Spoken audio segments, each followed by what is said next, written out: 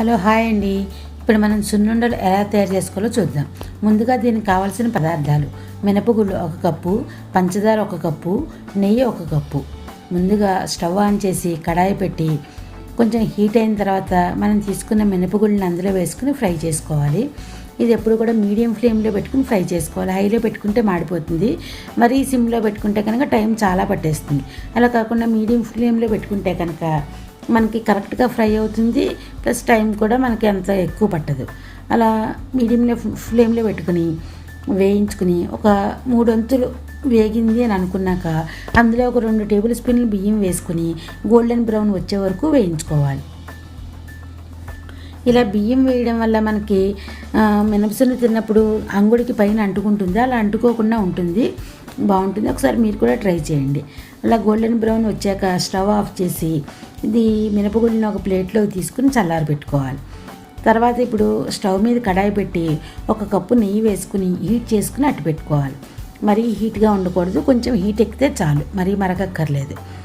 ఆ తర్వాత మనం తీసుకున్న షుగర్ని మిక్సీలో వేసి ఒక 2 యాలకులు వేసుకుని స్మూత్ పౌడర్ కింద చేసుకుని ఒక పక్కన పెట్టుకోవాలి.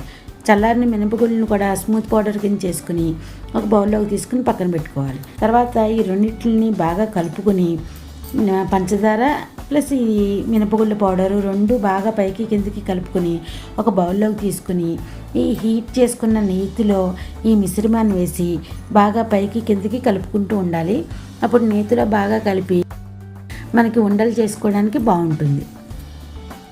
అలా పైకి కిందకి కలిపి కొంచెం చల్లారిన తర్వాత మరీ చల్లారకూడదు, మరీ చల్లారితే కనుక ఉండ చేసుకుంటే కనుక మనకి ఉండ పగిలిపోతుంది, మినపసున్నుండ. అలా కాకుండా కొంచెం వేడిగా ఉండగానే మనం ఉండల కింద చుట్టుకుని పక్కన పెట్టుకుంటే అవి పగిలిపోకుండా ఉంటాయి. ప్లస్ నెయ్యిని హీట్ చేయడం వల్ల మనకి సున్నుండలు కమ్మగా ఉంటాయి. అలా కాకుండా మనం చల్లగా ఉన్న నెయ్యి వేసేసినా సరే ఉండలు వస్తాయి, కానీ టేస్ట్ అంత బాగుండదు. కొంచెం హీట్ చేసుకున్నాక మనం ఈ పౌడర్ వేసుకుని ఉండలు చుట్టుకుంటే కనుక బాగుంటుంది.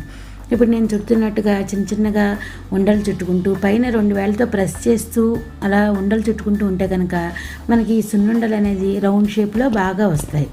అలా చేసుకుని ఒక డబ్బాలో స్టోర్ చేసుకుంటే మనకు ఒక 1 మంత్ అయినా సరే అస్సలు పాడవు, ప్లస్ పగలకుండా కూడా ఉంటాయి. మీరు కూడా ఒకసారి ట్రై చేసి టేస్ట్ చూసి చెప్పండి నాకు.